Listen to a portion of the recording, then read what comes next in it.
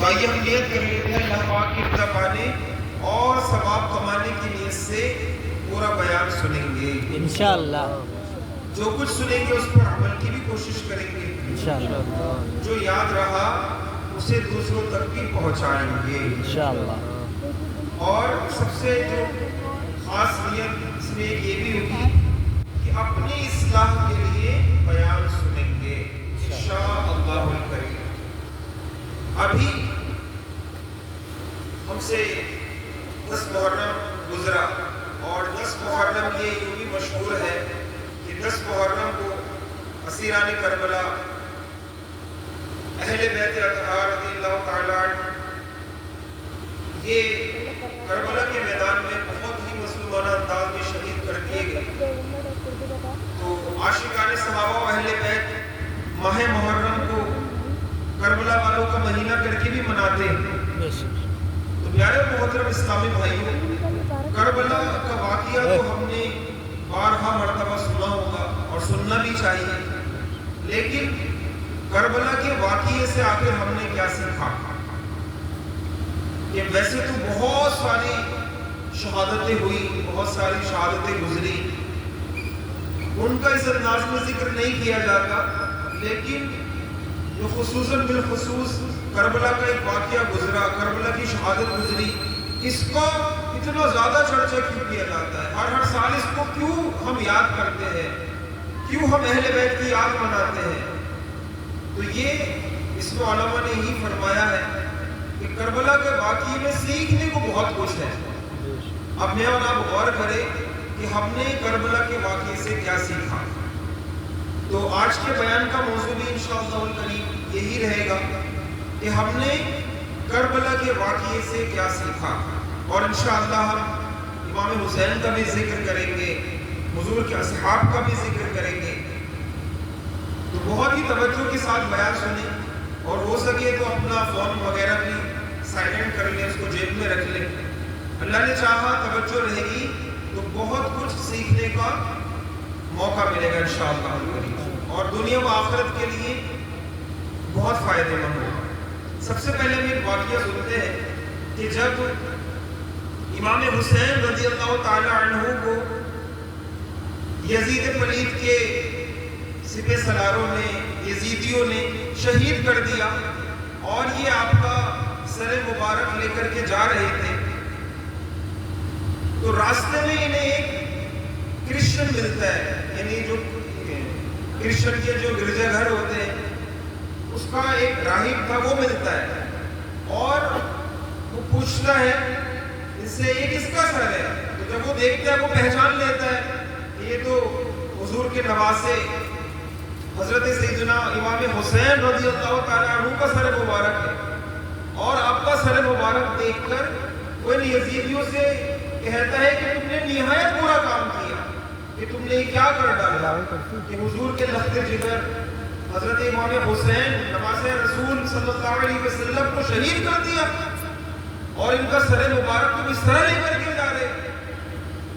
تو وہ راہب ان سے بولتا ہے کیا تم مجھے 10,000 سونے کے سکے کے بدلے صرف آج کی رات کے لیے یہ سر مبارک دے سکتے ہو؟ تو کیونکہ یزیدی تو تھے ہی پیسوں کے طلبگار، پیسوں سے محبت کرنے والے، تو وہ یہ سودا منظور کر لیتے ہیں. اب پیارے اور محترم اسلامی بھائیوں، وہ یہودی راہب اس سر کو لیتا ہے، اس کا بہت ہی ادب و احترام کرتا ہے، اس کو غسل کراتا ہے، اور ساری رات جو ہے اس سر مبارک کی زیارت کرتا رہتا ہے. وہ کیا دیکھتا ہے کہ آپ رضی اللہ تعالی عنہ کے سر مبارک سے آسمان کی طرف ایک روشنی نکل رہی ہے. سبحان اللہ. اور یہ بات اس کے دل پر ایسی اثر کرتی ہے کہ الحمدللہ وہ کلمہ پڑھ کر مسلمان ہو جاتا ہے. سبحان اللہ. تو میرے پیارے اور محترم اسلامی بھائیوں، ہم غور تو کریں کہ امام حسین کی کیسی کراماتیں ظاہر ہو رہی ہیں کہ بظاہر جو ہے وہ روح جسم سے جدا ہو گئی، ایون سر مبارک بھی دھڑ مبارک سے الگ ہو گیا، لیکن ابھی بھی آپ کے سر مبارک کی کیسی کرامات ہیں. اس کو دیکھ کر ایک غیر مسلم ایمان لے آئے. اے عاشقان رسول، نصرانی راہب نے امام علی مقام کے سر مبارک کا ادب کیا تو اسے دولت ایمان نصیب ہوئی. دوسری طرف بظاہر کلمہ پڑھنے والے یزیدی بدبخت لالچی تھے. ان کی ہرس دولت دنیا کے حوث انہیں لے ڈوبی. ان یزیدی بدبختوں نے امام علی مقام کے خیموں سے جو درہم و دینار لوٹے تھے اور جو راہب سے لیے تھے ان کو تقسیم کرنے کے لیے جب تھیلیوں کے منہ کھولے تو کیا دیکھا کہ وہ درہم و دینار ٹھیکریاں بنے ہوئے ہیں. ان ٹھیکریوں کی ایک طرف پارہ 13 سورہ ابراہیم کی یہ آیت لکھی تھی جس کا ترجمہ ہے، اور اے سننے والے، ہرگز اللہ کو ان کاموں سے بے خبر نہ سمجھنا جو ظالم کر رہے ہیں. یہ ایک طرف لکھا ہوا تھا اور دوسری طرف کیا لکھا ہوا تھا؟ پارہ 19 سورہ شعراء کی آیت اس کا ترجمہ ہے، اور ان قریب ظالم جان لیں گے کہ کس کروٹ پر پلٹا کھائیں گے. اللہ اکبر. اے عاشقان صحابہ والے بیت، کیسی عبرت کی بات ہے. امام حسین رضی اللہ تعالیٰ عنہ کے سر مبارک ادب کرنے کی برکت سے ایک غیر مسلم کو ایمان کی دولت نصیب ہو گئی اور دوسری طرف یزیدی بدبختوں پر پھٹکار پڑی. ان کے برے کرتوتوں کے نتائج کہ ان کی ایک ادنا جھلک انہیں دکھائی گئی. ان کے سونے چاندی کے سکے یہ ٹھیکریاں بن گئے. یہ قدرت کی طرف سے ایک درس عبرت تھا کہ اے بدبختوں، تم نے اس فانی دنیا کی خاطر دین سے منہ موڑا، آل رسول پر ظلم و ستم کا پہاڑ توڑا. یاد رکھو، دین سے تم نے سخت بے پرواہی برتی اور جس فانی و فنا ہونے والی دنیا کے حصول کے لیے ایسا کیا وہ تمہارے ہاتھ نہیں آئے گی. تم دنیا و آخرت میں نقصان اٹھانے والے ہو. تو یہ ہے پیارے اور محترم اسلامی بھائیوں، اللہ پاک نے انہیں دنیا میں ہی دکھا دیا، دنیا میں ہی اشارہ مل گیا کہ نہ تم دنیا کے ہو اور آخرت میں تو تمہارے لیے اللہ کا عذاب ہے. اللہ اکبر. میرے پیارے اور محترم اسلامی بھائیوں، آئیے ہم امام حسین رضی اللہ تعالیٰ عنہ کا مختصر تعارف بھی سنتے ہیں. پیارے اسلامی بھائیوں، امام علی مقام، امام تشنا کام، نواسہ رسول حضرت امام حسین رضی اللہ تعالیٰ عنہ بہت بلند رتبہ ہستی ہے.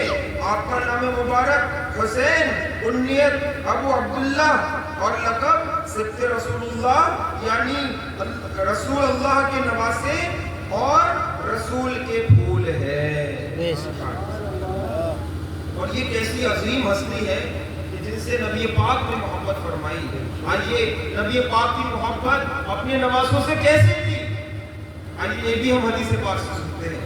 نانے حسنین رحمت دارین صلی اللہ علیہ وسلم نے فرمایا، حسین مجھ سے ہے اور میں حسین سے ہوں. جو حسین سے محبت کرے اللہ پاک اس سے محبت فرماتا ہے. اور ایک اور حدیث پاک میں فرمایا، حسن حسین سے جس نے محبت کی اس نے مجھ سے محبت کی، اور جس نے ان سے دشمنی کی اس نے مجھ سے دشمنی کی.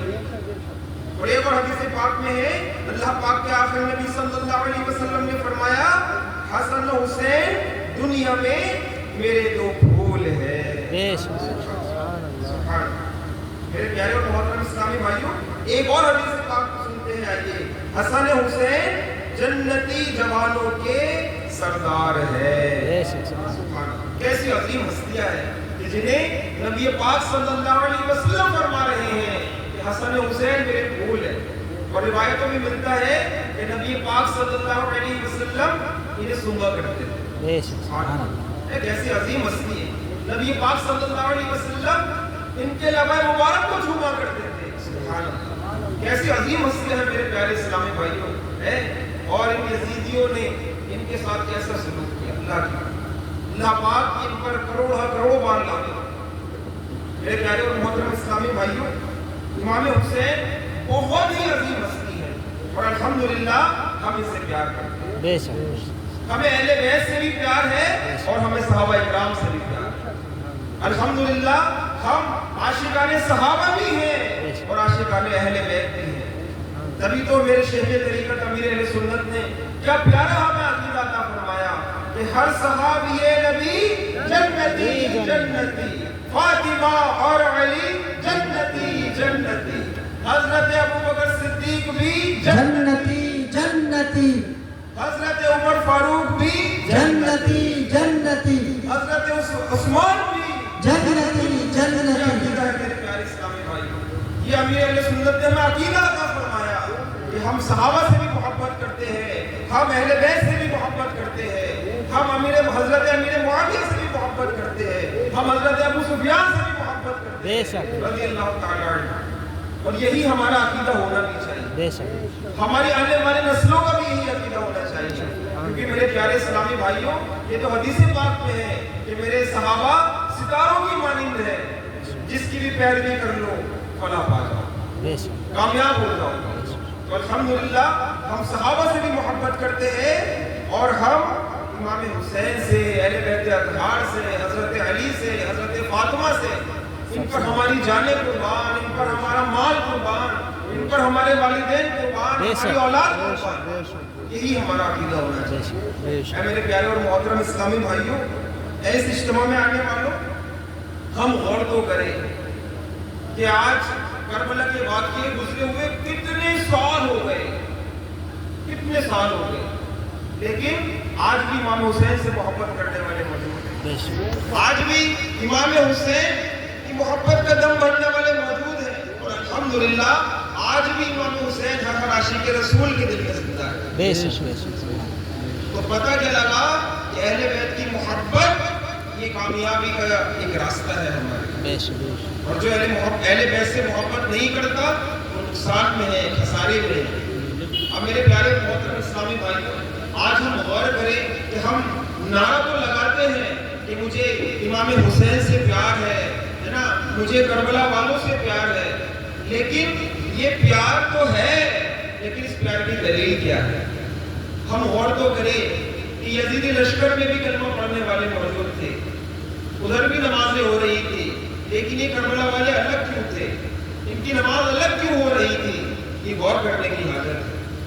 امام حسین رضی اللہ تعالی عنہ 3 دن کے بھوکے پیاسے, پانی نہیں, بچے سامنے شہید ہو رہے ہیں, بیویاں بھوکی پیاسی ہیں, لیکن آپ کی نمازوں کا عالم یہ تھا کہ اس وقت میں بھی نمازیں پڑھ رہے ہیں, بے شک. اس وقت میں بھی صبر کا مظاہرہ کیا جا رہا تھا. لیکن میرے پیارے محترم اسلامی بھائیوں, اب ہم غور تو کریں اپنے اوپر کہ